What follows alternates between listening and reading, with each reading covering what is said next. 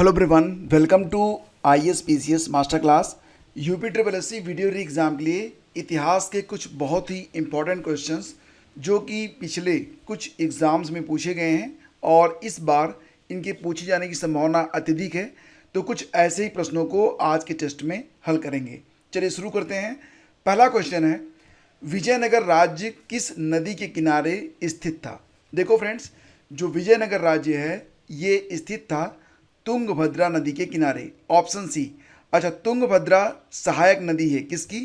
कृष्णा नदी की। ठीक है, तो ये भी याद रखना। विजयनगर राज्य की स्थापना 1336 में की थी। किसने? दो भाइयों ने, हरिहर और बुक्का ने। और इसका जो वर्तमान नाम है वो हम्पी है। याद रखिएगा कि विजयनगर साम्राज्य का सबसे जो प्रसिद्ध राजा हुआ था वो कृष्णदेव राय हुआ था। अगला क्वेश्चन है, किस प्राचीन साम्राज्य में महिलाएं कुश्ती में भाग लेती थीं? तो फ्रेंड्स इसका आंसर क्या हो जाएगा? जी हाँ फ्रेंड्स, ऑप्शन बी इसका करेक्ट है, यानी कि विजयनगर साम्राज्य। चोल और बहमनी साम्राज्य में स्त्रियों की जो स्थिति थी वो अच्छी नहीं थी, लेकिन विजयनगर साम्राज्य में स्त्रियों को सम्मानजनक स्थिति भी प्राप्त थी। साथ ही साथ वो विद्या अध्ययन, शस्त्र अध्ययन और कुश्ती वगैरह में भी प्रतिभाग करती थी। अगला क्वेश्चन है, नागार्जुन कौन थे? तो आपको ऐसे ही प्रश्नों की प्रैक्टिस करते रहना है। नागार्जुन कौन थे फ्रेंड्स? तो नागार्जुन एक भिक्षु थे, लेकिन वो किस धर्म से संबंधित थे, किस संप्रदाय से थे? तो ये एक बौद्ध दार्शनिक थे। वो कुषाण शासक कनिष्क के समकालीन थे और इनकी एक रचना है प्रज्ञा पारमिता। ये कई बार परीक्षा में पूछी गई है, तो इसको याद रखना कि प्रज्ञा पारमिता के जो रचनाकार हैं वो नागार्जुन हैं। अगला क्वेश्चन है, जैन धर्म में त्रिरत्न दिए जाते हैं।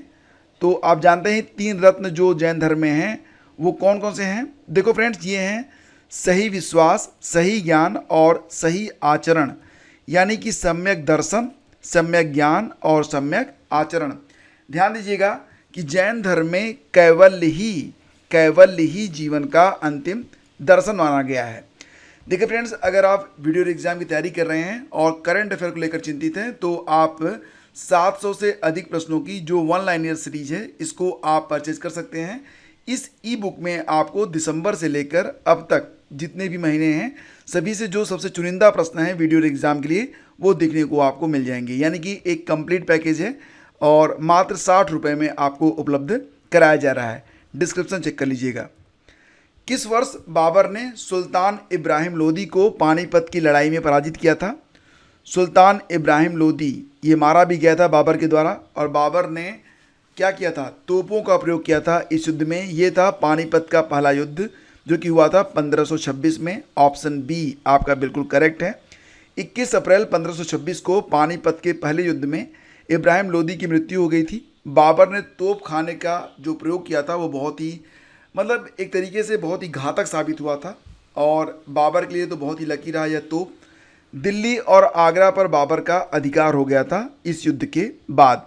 अगला क्वेश्चन है, निम्नलिखित में कौन सा बौद्ध पवित्र स्थल निरंजना नदी के तट पर स्थित है? उम्मीद करता हूँ इसका आंसर आपको ऑलरेडी पता होगा, जो कि है बोध गया, यानी कि ऑप्शन बी। यहाँ पर देखिए बौद्ध धर्म से संबंधित 4 प्रसिद्ध स्थलों के नाम हैं। बोध गया, जहाँ पर महात्मा बुद्ध को क्या प्राप्त हुआ था? ज्ञान प्राप्त हुआ था। कुशीनगर में उनकी डेथ हुई थी। लुम्बिनी में उनका जन्म हुआ था और ऋषिपत्तनम सारनाथ में उन्होंने अपना पहला उपदेश दिया था। आगे बढ़ते हैं। अब यहाँ पर प्रश्न है कि बुद्ध का महापरिनिर्वाण यानी कि उनकी डेथ कहाँ पर हुई थी? तो फ्रेंड्स ये हुई थी कुशीनगर में। ऑप्शन बी करेक्ट है। उनकी जो डेथ हुई थी वो 483 ईसा पूर्व में हुई थी। और याद रखिएगा कि धर्म चक्र प्रवर्तन यानी कि उनका जो पहला उपदेश था वो ऋषिपत्तनम सारनाथ में दिया गया था। फिर अगला क्वेश्चन होगा, अलाई दरवाज़ा किस विश्व विरासत स्थल में स्थित है? तो फ्रेंड्स ये जो अलाई दरवाज़ा है इसको बनवाया था, किसने बनवाया था? अलाउद्दीन खिलजी ने। और अगर आप जाएंगे कभी दिल्ली में कुतुब मीनार देखने तो वहीं पर ये इमारत आपको देखने को मिलेगी, यानी कि यह कुतुब मीनार परिसर में स्थित है। ऑप्शन सी करेक्ट है आपका। और इसे प्रारंभिक तुर्की कला का श्रेष्ठ नमूना भी माना जाता है। फिर अगला क्वेश्चन होगा कि भारत पर तैमूर ने कब आक्रमण किया? ये तस्वीर देखिए, ये तैमूर की तस्वीर है जो कि चेहरे से ही कितना क्रूर लग रहा है। और इसने भारत पर कब आक्रमण किया था फ्रेंड्स? तो 1398 में, यानी कि ऑप्शन डी करेक्ट है। और 1398 में दिल्ली पर शासन था तुगलक वंश के अंतिम शासक नासिरुद्दीन महमूद का, और तैमूर ने दिल्ली के साथ साथ तुगलक वंश दोनों के लिए बहुत ही मतलब काफ़ी जो विनाशकारी रहा था यह आक्रमण जो कि तैमूर के द्वारा किया गया था। किस शासक ने भारत में तुगलक वंश की नींव रखी थी? ये प्रश्न बहुत ही इंपॉर्टेंट है। तो आपको बताना है कि भारत में तुगलक वंश की नींव ये रखी गई थी फ्रेंड्स गयासुद्दीन तुगलक के द्वारा, यानी कि ऑप्शन बी आपका यहाँ पर करेक्ट है। गयासुद्दीन तुगलक को गाजी मलिक के नाम से भी जाना जाता है। 1320 में गयासुद्दीन तुगलक ने तुगलक वंश की नींव रखी थी, और पहला शासक गयासुद्दीन तुगलक ही था जिसने सिंचाई के लिए नहरों का निर्माण किया था। ये भी एग्जाम में कई बार पूछा गया प्रश्न है। सेरिंगपल्लनम, सेरिंगपट्टनम या श्रीरंगपट्टनम, ये तीनों एक ही नाम है, याद रखना। तो सेरिंगपट्टनम की लड़ाई में अंग्रेजों ने किसे पराजित किया था? ये लड़ाई कब हुई थी? 1799 में हुई थी, और इसमें टीपू सुल्तान अंतिम रूप से मतलब पराजित हुआ और मारा गया था। तो श्रीरंगपट्टनम की लड़ाई में अंग्रेजों ने टीपू सुल्तान को पराजित किया था। आप जानते हैं कि मैसूर में कुल 4 युद्ध हुए थे, तो ये मैसूर का चौथा युद्ध था जिसे श्रीरंगपट्टनम या सेरिंगपट्टनम के नाम से जाना जाता है। इसके बाद अगला क्वेश्चन है, भारत के governor general Lord William Bentinck ने सती प्रथा को समाप्त करने हेतु कब कानून पारित किया था? किस वर्ष सती प्रथा को समाप्त करने का कानून governor general Lord William Bentinck ने पारित किया था? देखो फ्रेंड्स, इसका आंसर हो जाएगा 1829 में, यानी कि आपका यहाँ पर विकल्प बी करेक्ट है। पंचगव्य में क्या सम्मिलित नहीं किया जाता है? पंचगव्य का नाम आपने सुना होगा। गाय के द्वारा प्राप्त 5 तत्व हैं जिनको आपस में मिलाकर पंचगव्य बनाया जाता है। इसमें तुलसी शामिल नहीं होती है, ऑप्शन डी इसका करेक्ट है। तो पंचगव्य में गोदुग्ध यानी कि दूध, गोघृत यानी कि घी, गोमूत्र यानी कि मूत्र, गो घी यानी कि गोद घी कहते हैं, इसे दही कहते हैं, और गोमेह यानी कि गोबर, ये पंचगव्य हैं। इनको मिलाकर पंचगव्य का निर्माण किया जाता है। तो तुलसी जो है पंचगव्य में एक इंटीग्रेंट नहीं है। वेदों के गद्य प्रकरण को क्या कहा जाता है? बताओ। वेदों के जो गद्य प्रकरण होते हैं उनको कहते हैं फ्रेंड्स ब्राह्मण, यानी कि ऑप्शन सी यहाँ पर करेक्ट है। तो आपको पता ही होगा कि जितने भी वेद हैं उनके ब्राह्मण ग्रंथ भी हैं, जैसे कि ऋग्वेद का ऐतरेय और कौशितकी, ये याद रखना, कई बार एग्जाम में ये जो 4 पॉइंट हैं इससे कोई न कोई प्रश्न पूछ लिया जाता है। यजुर्वेद के 2 ब्राह्मण ग्रंथ हैं, एक शतपथ है, दूसरा तैत्तरीय है। सामवेद का केवल एक ब्राह्मण ग्रंथ है जिसका नाम है पंचविश, और अथर्ववेद का एक ब्राह्मण ग्रंथ है जिसका नाम गोपथ है। ये पीडीएफ अगर आपको चाहिए तो ये मिल जाएगी आपको हमारे टेलीग्राम चैनल पर, लिंक वीडियो के डिस्क्रिप्शन में है, या फिर सिंपली सर्च कर लीजिएगा IAS PCS master class. Mohammad Ghori किस वर्ष पृथ्वीराज तृतीय से पराजित हुआ था? देखो फ्रेंड्स, जैसा कि आप जानते हैं तराइन के 2 युद्ध हुए थे, 1191 में और 1192 में। तो 1191 में मोहम्मद गोरी जो था वो पृथ्वीराज चौहान यानी कि पृथ्वीराज तृतीय से पराजित हुआ था, लेकिन 1192 में 1 साल बाद मोहम्मद गोरी ने पृथ्वीराज चौहान को पराजित किया और बंदी भी बना लिया था। तो यहाँ पर ऑप्शन बी इस प्रश्न का उत्तर होगा। भारत में तुर्की साम्राज्य की स्थापना का जो श्रेय है वो मोहम्मद गोरी को ही जाता है। अमीर खुसरो, जिन्हें कव्वाली का पिता और भारत का तोता कहा जाता है, किसके दरबार के दरबारी थे? तो फ्रेंड्स, अमीर खुसरो जो थे ये अलाउद्दीन खिलजी के दरबारी थे। कहा जाता है कि सल्तनत कालीन 7 से अधिक जो शासक थे उनका साम्राज्य देखा था अमीर खुसरो ने। अलाउद्दीन खिलजी के दरबार में ये रहते थे। इसके बाद लौह और रक्त की नीति किसने अपनाई थी? तो फ्रेंड्स, इसका आंसर आपको पता ही होगा। सही जवाब है ऑप्शन ए, यानी कि बलबन ने। बलबन ने 2 राजत्व सिद्धांत दिए थे। पहला था कि सुल्तान का पद ईश्वर प्रदत्त होता है, यानी कि सुल्तान को कहीं न कहीं ईश्वर के समान माना गया, और सुल्तान का निरंकुश होना आवश्यक है, ये बात भी बलबन ने कही थी। वर्ष यानी कि किस वर्ष में ईस्ट इंडिया कंपनी के जहाज़ों ने सूरत के पास स्थित स्वाली एस्चुअरी में पुर्तगालियों को पराजित कर दिया था? तो ईस्ट इंडिया कंपनी के जहाज़ों ने सूरत के पास स्थित स्वाली एस्चुअरी में पुर्तगालियों को पराजित किया था कब? तो फ्रेंड्स, इसका आंसर हो जाएगा 1612 में, यानी कि ऑप्शन सी यहाँ पर करेक्ट है। 1612 में ईस्ट इंडिया कंपनी के जहाज़ों ने सूरत के निकट स्वाली के समुद्र तट पर पुर्तगालियों को पराजित किया। इस युद्ध में अंग्रेजी सेना का नेतृत्व किसने किया था?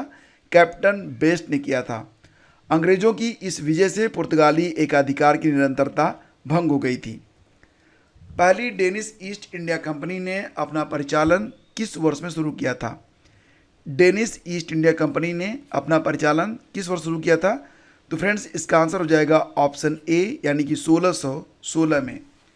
डेनिश जो थे ये अपनी ईस्ट इंडिया कंपनी को लेकर भारत कब आए थे? 1616 में ही आए थे।